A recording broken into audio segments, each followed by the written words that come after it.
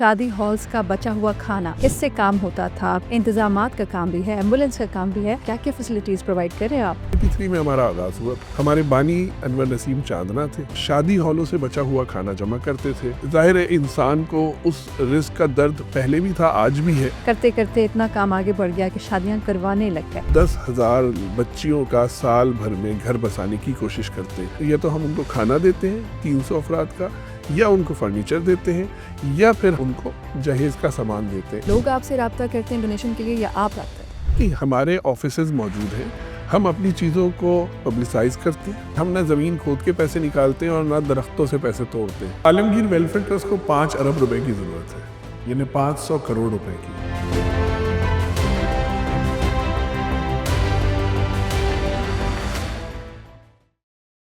अस्सलाम वालेकुम, मैं हूँ राफ़िया अवान और आज हमारे साथ एक ऐसी शख्सियत मौजूद हैं कि जिनसे हम न सिर्फ ढेर सारी बातें करेंगे बल्कि हम ये भी जानने की कोशिश करेंगे कि जब आवाम की खिदमत की बात आती है तो ऐसी क्या क्वालिटीज़ किसी भी इंसान के अंदर पाई जाती हैं जो उनको एक आम डगर से हटाकर खिदमत खल्क पर मामूर कर देते हैं। हमारे साथ मौजूद हैं CEO रेहान यासीन। आप डायरेक्टर हैं आलमगीर वेलफेयर ट्रस्ट के। जब भी हम ट्रस्ट की बात करते हैं ना नाज़रीन, तो हमेशा हर ट्रस्ट को किसी न किसी शख्सियत के साथ, किसी न किसी पर्सनालिटी पर्सोना के साथ मंसूब किया जाता है। कोई भी नाम मैं लूँ तो आपके जहन में एक इंसान का नाम आ जाएगा। लेकिन आलमगीर ट्रस्ट की अगर हम बात करें तो मैं जब भी ये नाम सुनती हूँ मेरे जहन में कोई शख्सियत नहीं आती, लेकिन काम, कारकर्दगी, लोग और कुछ ऐसा परसेप्शन जहन में बनता है कि हर तरह का काम किया जा रहा है। मज़ीद बातें हम उन्हीं से करेंगे। हमारे साथ स्टूडियोज़ में मौजूद हैं रेहान यासीन साहब। अस्सलाम वालेकुम। वालेकुम अस्सलाम। कैसे हैं राहें? मैं बिल्कुल ठीक हूँ, आप कैसी हैं? मैं ठीक ठाक। Thank you so much for joining us. बिल्कुल, आपका बहुत बहुत शुक्रिया। बहुत सारी बातें आपसे करेंगे तो मज़ीद भी हम भी जानेंगे और जो चाहने वाले हैं इस वेलफेयर ट्रस्ट के या जिनके लिए ये वेलफेयर ट्रस्ट सूदमंद साबित हुआ है वो भी इस बारे में मज़ीद जान पाएंगे। 1993 में इसका क़याम रखा गया। अगर हम बात करें तो पहले शादी हॉल्स का बचा हुआ खाना, इससे काम होता था। फिर करते करते इतना काम आगे बढ़ गया कि शादियां करवाने लग गए।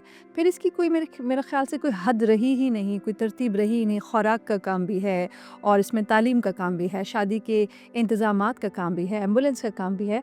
अगर मैं ये जानना चाहूँ कि क्या-क्या किया जा रहा है और क्या-क्या फ़ैसिलिटीज़ प्रोवाइड कर रहे हैं आप?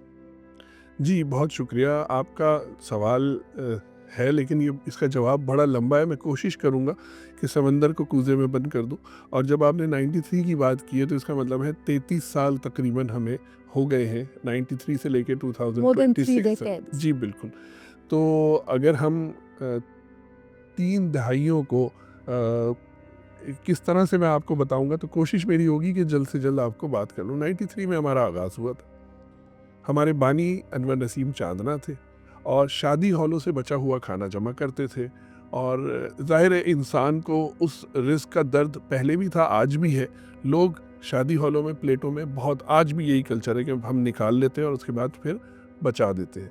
तो उसका दुख था और वो हमने उसको उससे काम शुरू किया हमने। बहुत अच्छा अच्छा खाना फिर हमें मिलने लगा। लोगों ने कहा जब ये हमारा वेस्ट लेके जाते हैं तो इनको तो फिर देगे भी देनी चाहिए। लोगों ने हमें वो देनी शुरू की। कराची का उस ज़माने में थोड़ा सा अमन अमान की सूरत हाल ख़राब थी, तो उस हवाले से हमने फिर उस खाने को आबादियों में ले जाना शुरू किया। तो वहाँ पता लगा वहाँ तो ज़रूरत है राशन की, तो राशन जमा करना शुरू कर दिया। जब राशन जमा करना शुरू किया तो पता लगा यहाँ तो बहुत सारे मसाइल हैं, इलाज की ज़रूरत है, बच्चियाँ शादियों के लिए बैठी हुई हैं जिनके लिए थोड़ा सा जहेज़ नहीं है, तो उसकी वजह से उनकी शादी रुकी हुई है। फिर इसी तरह से तालीम के हवाले से समझ में आया। इस तरह करते करते 2001 आ गया। 2001 में हमारे जो बानी थे वो उनको शहीद कर दिया गया। और उसके बाद अब तक तो आलमगीर वेलफेयर ट्रस्ट में मेहनत शामिल थी, पसीना शामिल था, खून भी शामिल हो गया। ज़ाहिर है अब फिर जब ये सारी चीज़ होती है तो फिर ऑर्गेनाइजेशन ग्रो करती है। और इसके बाद से 2026 तक हमने फिर अपने गोल्स का तयन किया। हम 60 से ज़्यादा शोबाजात में काम करते हैं, लेकिन हमारे 3 जो शोबे हैं, ये 3 काम जिसे हम कहते हैं प्राइमरी गोल्स जो हमारे, वो सबसे बड़ा जो गोल है वो हमारा है, हम सेहत के हवाले से काम करते हैं और रोज़ाना 1000 लोगों का मुकम्मल इलाज करते हैं। इसी तरह से हम तकरीबन ये इससे अगर आप इसकी फिगर आउट करें तो ये तकरीबन 3 लाख मरीज़ साल के बन जाते तो अब ये तो आपने बताया, लगभग शादियाँ कितनी करा ली? हैं। जी, बता रहा हूँ। दूसरे नंबर पे हमारे यहाँ तालीम का काम है, तो 50,000 बच्चों को हम स्कूल कोर्स फराहम करते हैं। अगर हम कोई एक स्कूल बनाएँ या 2 स्कूल बनाएँ तो हम ज़्यादा से ज़्यादा 200-400 बच्चे उस स्कूल में बना के और ये करते हैं, लेकिन हम शहर भर के 50,000 बच्चों को ये काम लेते हैं। और तीसरे नंबर पे जो जहेज़ की फराहमी है, वो हम तकरीबन 10,000 बच्चियों का साल भर में घर बसाने की कोशिश करते हैं। और उसमें या तो शादी हॉल, या तो हम उनको खाना देते हैं 300 अफराद का, या उनको फर्नीचर देते हैं, या फिर हम उनको जहेज़ का सामान देते हैं। इन सब की जो लागत होती है वो तकरीबन 95,000 के लगभग होती है।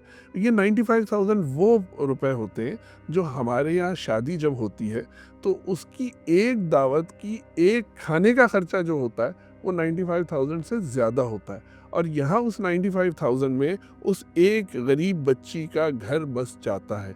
तो हम इस तरह से ये सारी चीज़ें कोशिश करते हैं। बाकी इसके अलावा जब आप पूछती जाएंगी तो मैं बताता जाऊंगा। 60 से ज़्यादा शोबाजात हैं जिसमें हम ज़ाहिर इलाज का काम कर रहे हैं, तो उसमें लेबॉर्ट्रीज़ का काम है, उसमें डायग्नोस्टिक्स का काम है, उसमें हमारी तरफ से हॉस्पिटलाइजेशन का काम है, मेडिकेशन का काम है, कंसल्टेशंस का काम है।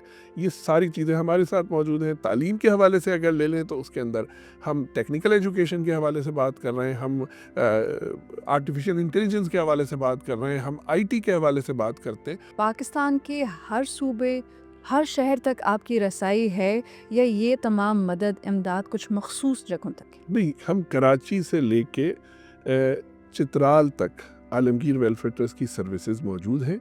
हम कराची एक बड़ा शहर है, कराची देने वालों का के लिए बड़ा शहर है, और इसी तरह कराची सिर्फ कराची वालों का नहीं बल्कि पूरे मुल्क का, इसको मिनी पाकिस्तान कहते हैं।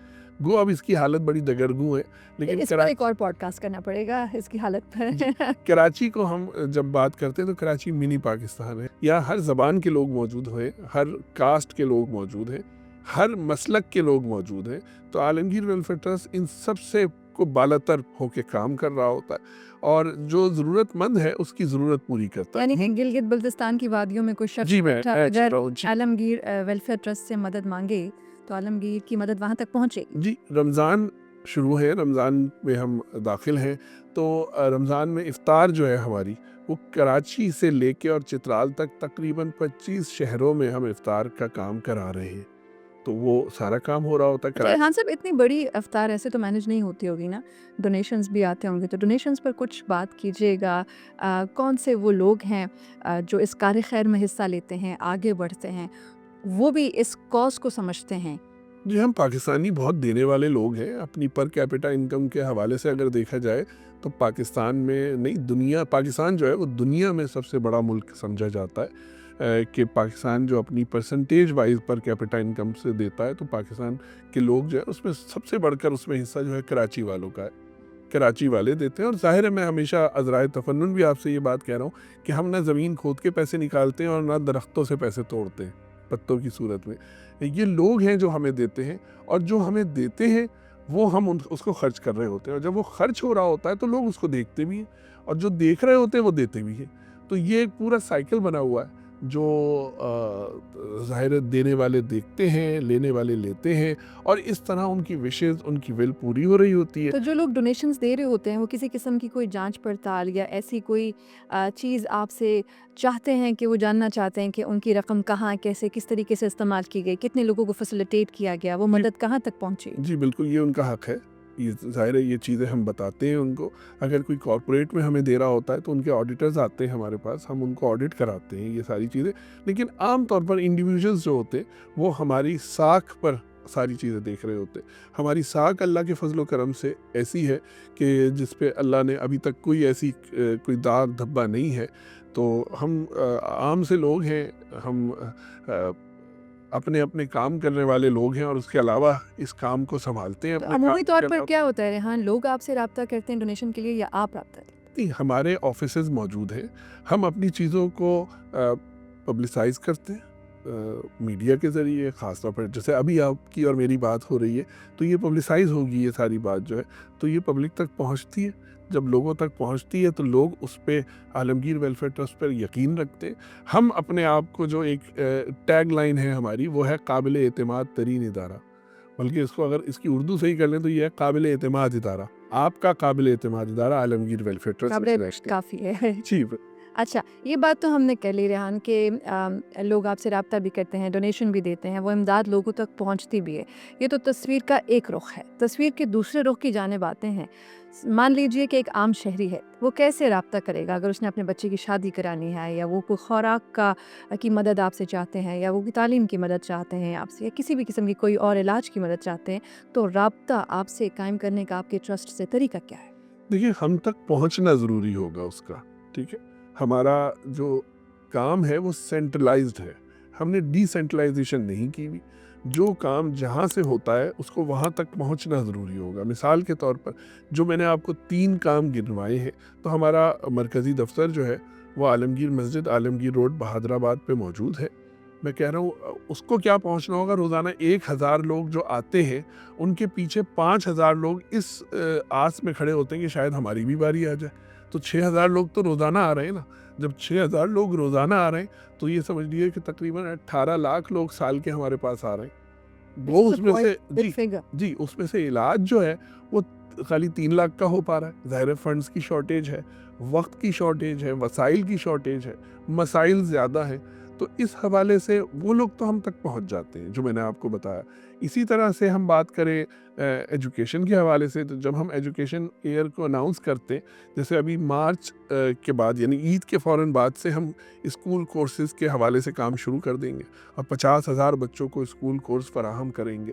और इसी तरह से शादी के हवाले से लोग आते हैं। शादी के हवाले से काम ये है, और स्कूल कोर्स के हवाले से, कि हमने एक नंबर अनाउंस किया हुआ है। मेरे जहन में नहीं है इस वक्त वो नंबर अनाउंस किया है, तो उस पे आए, वो वहाँ आते हैं, वो नंबर लेते हैं और उसको ऑनलाइन हमारे पास एप्लीकेशन देते हैं।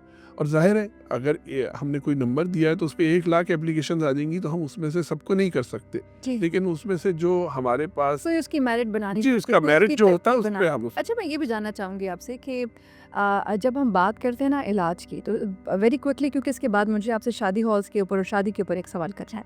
वो ये है कि जब इलाज की बात करते हैं, तो क्या अस्पतालों के साथ कोई ऐसा कोलैबोरेटिव वर्क है, या आप लोग के अपने अस्पताल हैं, या कोई उसमें सर्टेन लिमिट है कि कैंसर का इलाज होगा, लिवर ट्रांसप्लांट होगा, और लंग ट्रांसप्लांट होगा, ये नहीं होगा? क्योंकि जिस तरह की बीमारियां हैं उसी तरीके से दवाएं भी महंगी हैं, डॉक्टर्स भी, इलाज भी। तो कोई कोलैबोरेटिव वर्क हॉस्पिटल्स के साथ पाकिस्तान में आप कर रहे हैं, या अपने अस्पताल हैं?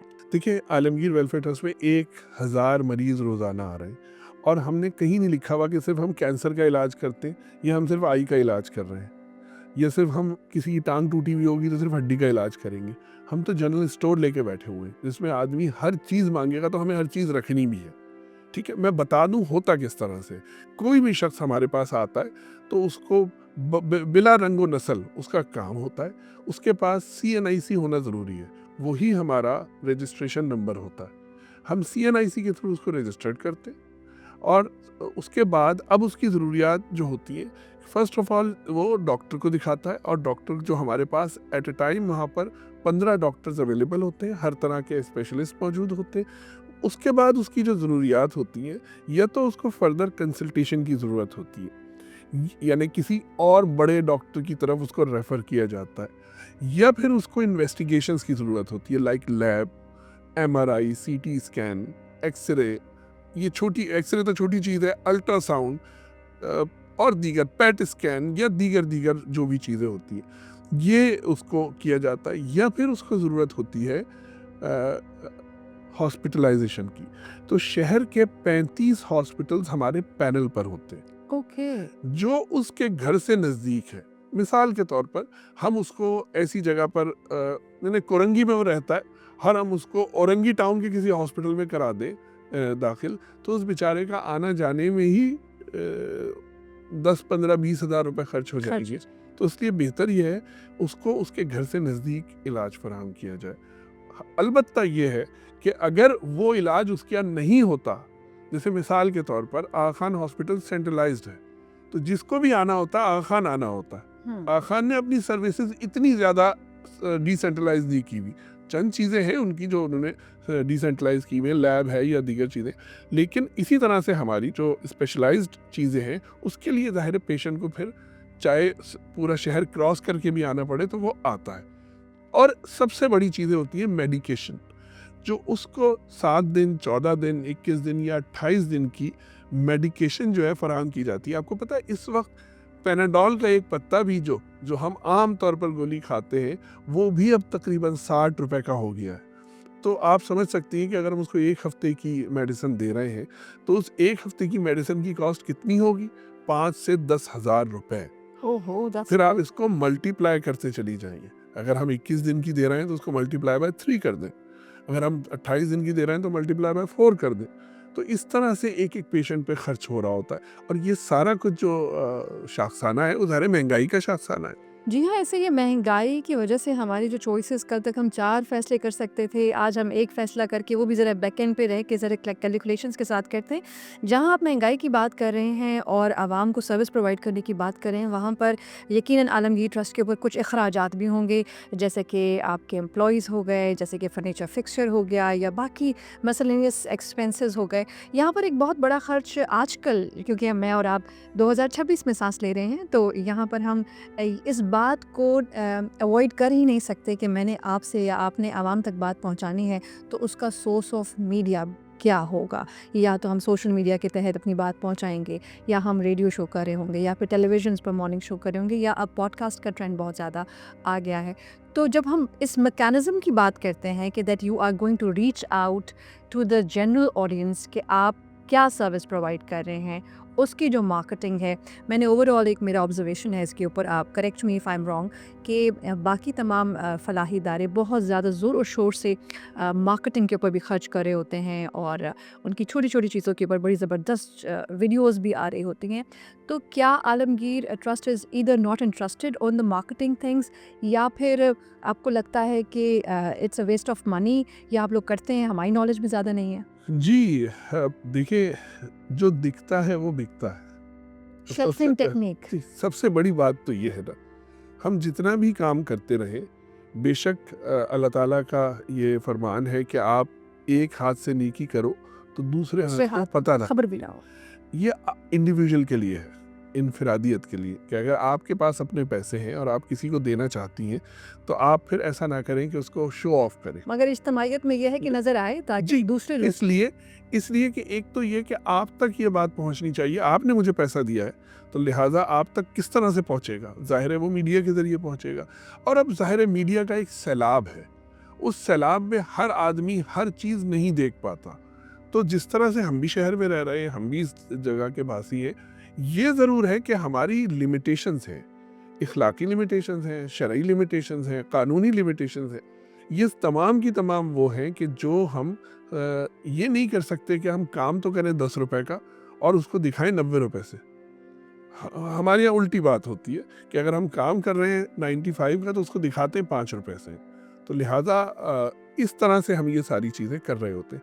और जाहिर है आपने स्टाफ के हवाले से बात की, फर्नीचर के हवाले से बात की, फिक्सचर के हवाले एक से और चीज़ इसमें क्लियर करते जाएं, जब आप दिखाएंगे नहीं तो डोनर्स फिर कैसे अट्रैक्ट होते हैं कि ये कितना काम किया जाए? नहीं, हम दिखाते हैं, हमने तो नहीं मना किया कि हम नहीं दिखा रहे, हम दिखाते हैं, लेकिन जाहिर मैंने कहा ना कि इतना तो नहीं दिखा सकते, यानी अपनी चीज़ों को एक तो सोशल मीडिया आप ये कह रहे हैं कि रियलिस्टिक रखते हैं कि जितना काम किया जा रहा है उतना ही दिखाया जाता है, यकीनन और बाकी लोग जो हैं वो नॉन रियलिस्टिक बिहेवियर अपनाए हुए हैं। नो, मैं ये आपसे कहना चाह रहा हूँ कि मिसाल के तौर पर जो चीज़ हम दिखा रहे हैं, मैं दूसरों की कोई बात नहीं कर रहा कि वो नॉन रियलिस्टिक होते हैं, मैं अपनी बात कर रहा हूँ। रियलिस्टिक तो सारी बातें होती है, सच्चाई पर मबनी तो सारी बातें होती है, दूसरे भी करते होंगे, यकीनन सच्चाई पर बात करते होंगे। पहुँच जो है वो अब लोगों तक जो है वो पैसों के ज़रिए होती है। ज़ाहिर है आप जितने होर्डिंग्स लगाएंगे, आप जितना सोशल मीडिया पे गुड़ डालेंगे, एग्जैक्टली। उतनी चीज़ जो है उसकी मिठास बढ़ेगी। तो लिहाजा हम उसमें पैसा, ये कहते हैं कि हम पैसा इतना नहीं लगाते। ज़ाहिर है जितनी लिमिटेशंस है हमारी शरई कानूनी तौर पे, उतनी हम काम कर रहे होते हैं। ये नहीं करते कि आपने अगर हमें 1 लाख रुपए ज़कात दी तो 50,000 रुपए हमने उसमें से पब्लिसिटी पे लगा दिए, बिल्कुल नहीं। हम्म, एक तो ये कि ज़कात के पैसों से हम पब्लिसिटी करते ही नहीं। नहीं करते। हमारे यहाँ एक पूरा शरिया कंप्लाइंस मौजूद है, जो ज़ाहिर है हम पीसीपी से अप्रूव्ड हैं, तो इन सारी चीज़ों में शरिया कंप्लाइंस होती है। जब हम कॉरपोरेट की बात करते हैं तो हमें इस्लामिक बैंक्स जो हैं वो बहुत ज़्यादा सपोर्ट करते हैं। तो जब वो इस्लामिक बैंक्स हमें सपोर्ट करते हैं तो उनकी जो सबसे बड़ी रिक्वायरमेंट होती है वो शरिया कंप्लाइंस होती है, कि हमारा अपना शरिया कंप्लाइंस हो। अब तो उन्होंने एसईसीपी रजिस्टर्ड शरिया कंप्लाइंस लगा दिया, ये तो आप आउटसोर्स करें या आप उसको अपने पास रख लें। तो लिहाजा हमारे पास शरिया कंप्लाइंस मौजूद है, हमारे पास हमारे इंटरनल ऑडिट्स मौजूद हैं कि हम किस तरह से इंटरनल ऑडिट्स करते हैं, और शरिया ऑडिट्स मैंने आपको बता ही दिया है। बाकी पीसीपी ऑडिट्स मौजूद है। अब हमने पीसीपी के हवाले से, यानी पाकिस्तान सेंटर ऑफ फिलैंथ्रोपी के हवाले से हमने उसके कंप्लाइंस शुरू कर दिए। तो ऐसा नहीं है कि बस जैसे एक रिवायती तौर पर ऑर्गेनाइजेशंस होती हैं उस तरह हो, नहीं, इसको बड़े ही जिसे हम कहते हैं ना इंग्लिश स्टाइल में लेके चलना बहुत जैसे इम्पोर्टेंट। कि आप इंग्लिश स्टाइल की बात कर ही रहे हैं तो मैं एक थोड़ा सा मुश्किल सवाल करना चाहूँगी आपसे। एक कॉन्सेप्ट है मार्केट के अंदर कि चैरिटी मार्केट की एक इंडस्ट्री है।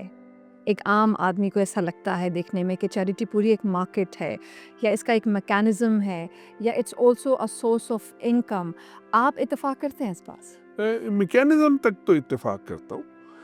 बाकी मार्केट जो है उसको तो अगर आप पॉजिटिव से कह रही हैं, पॉजिटिव आपका माइंडसेट है, तो ये तो बिल्कुल ऐसी बात है कि ये एक मार्केट है। जाहिर है जो आदमी मुश्किल में होता है उसको उस मार्केट में जाके ही अपनी चीज़ें दस्तयाब होती हैं। और अगर इसके हवाले से कोई नेगेटिविटी है कि लोग making इससे, business हाँ, ऐसा। लोग इससे कमाते हैं, तो हम इतना कह सकते हैं कि आलमगीर वेलफेयर ट्रस्ट के को देने वाले लोग और आलमगीर वेलफेयर ट्रस्ट को चलाने वाले लोग इस बात पर लोग जानते हैं कि आलमगीर वेलफेयर ट्रस्ट नहीं है उसमें शामिल। लेकिन मैं किसी दूसरे की वकालत या तरफदारी कोई नहीं कर सकता। हर जगह पर हर चीज़ में अच्छे और बुरे लोग मौजूद होते हैं। तो बस देखना ये चाहिए कि किसी में अगर अच्छाई ज़्यादा है तो वो अच्छा है। आम दिनों में एक साल के अंदर 365 दिन हैं और आपका काम हर दिन ही आवाम को फैसिलिटेट करना है, उनको प्रोवाइड करना है किसी भी एंगल में। लेकिन जब बात रमज़ानुल मुबारक की आती है, बाबरकत महीने की आती है, तो रमज़ानुल मुबारक की सातें ही अलग हैं। वो मैं समझती हूँ कि जज़्बा बढ़ जाता है, मल्टीप्लाई बाय 100 हो जाता है कि हमने और डिलीवर करना है।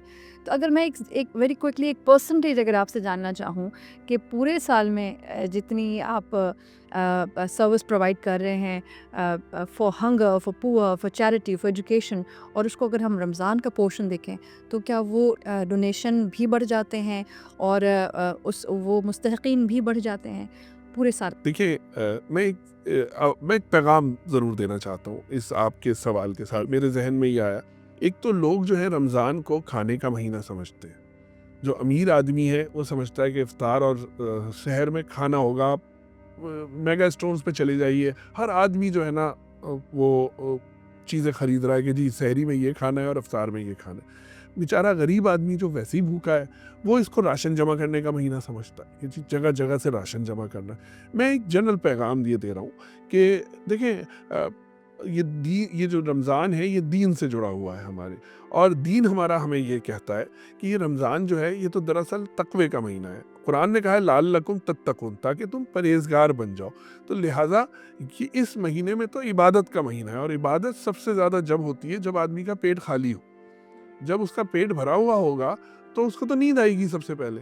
तो लिहाजा एक ये जनरल पैगाम है मेरा। अब आपके जो क्वेश्चन की तरफ है, वो आपकी बात ये थी कि आपने फरमाया कि लोग जो हैं वो ज़ाहिर है रमज़ान में चूँकि अल्लाह ताला ने ये वादा किया है कि मैं 7 गुना, 70 गुना, 700 गुना और उससे भी ज़्यादा दूँगा, तो लोग चाहते हैं कि नेकी जो है वो रमज़ान में ज़्यादा से ज़्यादा की जाए। और अगर कोई पैसा दे रहे हैं तो किसको बुरा लगेगा कि वो 1 रुपया दे रहा है तो अल्लाह ताला उसको 700 रुपये काउंट करे अपने पास, जबकि 29 शाबान को वही चीज़ 7 गुना होती है, लेकिन पहली रमज़ान को वो चीज़ 700 हो जाती है। तो लोगों का रुझान होता है कि वो रमज़ान में पैसे ज़्यादा से ज़्यादा लोग दें। और वैसे भी हदीस है कि अल्लाह के नबी सल्लल्लाहु अलैहि वसल्लम जो है वो रमज़ान में चैरिटी जो करते थे, इन्हें आम दिनों में भी करते थे, लेकिन सदक़ात और खैरात जो है वो इस तरह करते थे जैसे आंधी और तूफ़ान होता है। तो ये तो खर्च करने के हवाले से हुआ। अब हुआ लोगों की तरफ से खर्च करना, और ऑर्गेनाइजेशन को ज़ाहिर है मिलना शुरू हो जाता है ज़्यादा। मोर देन 90% लोगों को सिर्फ रमज़ान में मिलता है। हमारा तो खैर दूसरा ही तरीका है, क्योंकि हम पूरे साल अपनी सर्विसेज दे रहे होते हैं। अच्छा, इसी तरह से जो सर्विसेज हैं हमारी, चाहे ख़ास तौर पर खाने के हवाले से, ख़ास तौर पर दीगर ऐसे मामलात के हवाले से जो खुराक के मामलात कहलाते हैं, जिसमें सदक़े के बकरे हमारे बढ़ जाते हैं, जिसमें अफ्तार का काम हमारा बढ़ जाता है। ज़ाहिर है अफ्तार रमज़ान में ही होता है। जी। इसी तरह खाने का काम हमारा 10 टाइम्स बढ़ जाता है। जो हम रोज़ाना कर रहे हैं, आम दिनों में कर रहे ये हैं, पूरे साल से ओवरऑल 10% इज़ाफ़ा आप 10% नहीं, 10 गुना। 10 गुना 10 अच्छा, गुना का मतलब ये हुआ कि तकरीबन 1000 टाइम 1000%, 1000% जी बिल्कुल। एग्ज़ैक्टली, तो एग्ज़ैक्टली। ये हमारा बढ़ जाता है। अच्छा, एक आखिरी सवाल आपसे करेंगे, फिर उसके बाद इसको क्लोज़ करेंगे। शायद ये सवाल मेरे दिल के बहुत करीब भी है, और शायद कैमरे के उस पार देखने वाले इसको सुनना भी चाहते हैं। जैसे कि हमने कहा कि हम जब एक दाएं हाथ से मदद करें तो बाएं हाथ को पता भी ना चले।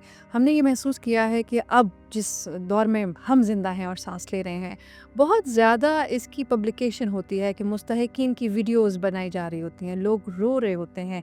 देखिए ना, क्या ही उनके जज्बात होंगे कि किस तकलीफ़ से, यकीनन एक बहुत ही पेनफुल इमोशन होता है कि जब आपकी आँखों से आपका जो आँसू छलक जाएँ और आपका जो पैमाना है सब्र का वो लबरेज़ हो जाए। ऐसे मौक़ों पर क्लोज़ करके कैमरा, तस्वीर, वीडियो और उसका जो इम्पैक्ट आता है। बीच में इन चीज़ों पर मैं देख रही थी कि सोशल मीडिया पर हर इन्फ्लुएंसर आवाज़ भी उठाता था और उठाई भी जा रही है। मैं ये समझती हूँ कि now people because of the social media becoming either more vocal, और वो अंडरस्टैंड करते हैं कि क्या हो रहा है। आपकी बहैसियत एक बड़ी वेलफेयर आप ऑर्गेनाइजेशन चला रहे हैं, आपकी इसके ऊपर क्या राय है कि मुनासिब है, नामुनासिब है?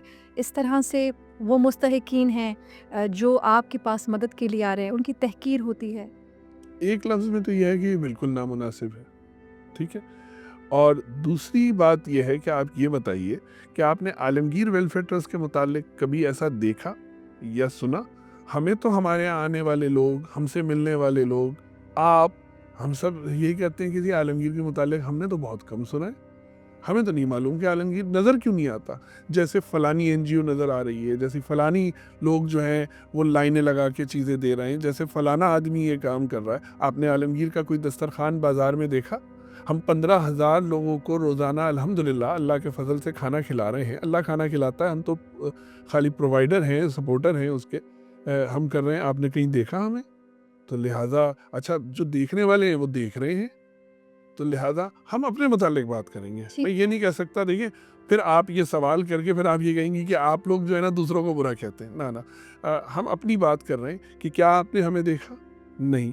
तो हमारे साथ तो हमारे जो डोनर्स हैं और हमारे जो वेल विशर हैं, उनकी शिकायत ही यही है कि हमारे पास जब लोग आते हैं तो 99.99 बल्कि 100% लोगों ने ये कहा है कि आप इतना काम कर रहे हैं, हमें पता ही नहीं था आज से पहले। हम आपको 20 साल से देख रहे थे, हमें तो मालूम ही नहीं था। हम आपको 30 साल से जानते हैं, हमें तो मालूम ही नहीं था। हम तो समझ रहे थे जिस चीज़ को उसने यूज़ किया या इस्तेमाल किया या उसको उसकी वजह से किसी को फ़ायदा पहुँचाया या उसको फ़ायदा पहुँचा, उससे हम तो समझते थे आप सिर्फ ये काम कर रहे हैं। आप ये अब कह रहे हैं कि आपकी नज़र में ये बात है कि दुनिया से के साथ भी चलना है, उनसे बच के भी रहना है और उनकी कोई ऐसी तहकीर भी नहीं होने देनी और उनको प्रोवाइड भी करना है। बिल्कुल, जाते-जाते रेहान साहब, मैं चाहूँगी कि आप चूँकि एक इंटरमीडिएरी हैं मुस्तहिकीन और डोनर्स के दरमियान में, तो डोनर्स को कुछ कहना चाहेंगे। रमज़ान मुबारक का महीना है और बहुत बाबरकत महीना है, तो यकीनन कोई ऐसे एम्स, ऑब्जेक्टिव्स आपने बनाए होंगे इस साल के लिए कि इतना काम कर जाएँगे हम इस साल। आलमगीर वेलफेयर ट्रस्ट को 5 अरब रुपए की ज़रूरत है, यानी 500 करोड़ रुपए की, और कतरा-कतरा दरिया बनता है। अपनी ज़कात, अपने खैरात, अपने सदक़ात हमें दीजिए। हम रोज़ाना 1000 मरीज़ों का यानी 3 लाख मरीज़ों का साल में इलाज कर रहे हैं मुकम्मल। हम 10,000 यतीम मुस्तहिक बच्चियों की शादी पर काम कर रहे हैं। हम 50,000 से ज़्यादा बच्चों को तालीम दे रहे हैं। बस आप हमें जानते हैं। अच्छा, अगर आप किसी और ऑर्गेनाइजेशन को भी देना चाहते हैं तो अपनी ज़कात का कुछ हिस्सा हमें भी दीजिए और दूसरों को भी दीजिए। हमें इसलिए दीजिए कि हमें 5 अरब रुपए की ज़रूरत है और ये कतरा कतरा ही दरिया बनेगा, और रमज़ान में एक नेकी का सवाब 700 गुना से भी ज़्यादा है। तो लिहाजा रमज़ान देने का महीना है और ख़र्च करने का महीना है। अल्लाह के नबी सल्लल्लाहु अलैहि वसल्लम आंधी और तूफ़ान की तरह ख़र्च करते थे। तो लिहाजा ख़र्च कीजिए और आलमगीर वेलफेयर ट्रस्ट इंटरनेशनल को याद रखिए। रेहान यासीन साहब, आपके वक्त का बेहद शुक्रिया। और किसी ने हमारे प्यारे नबी सल्लल्लाहु अलैहि वसल्लम वजह तख्लीक़ कायनात इमामुल अंबिया सरवर कौनैन से ये पूछा कि कितना खर्च किया जाए, तो उन्होंने ये जवाब दिया कि जितना तुम्हारी ज़रूरत से ज़्यादा है वो खर्च कर दो। मुझे राफ़िया अवान को दीजिए इजाज़त। एक अगले पॉडकास्ट में फिर हाज़िर होंगे। अल्लाह हाफ़िज़।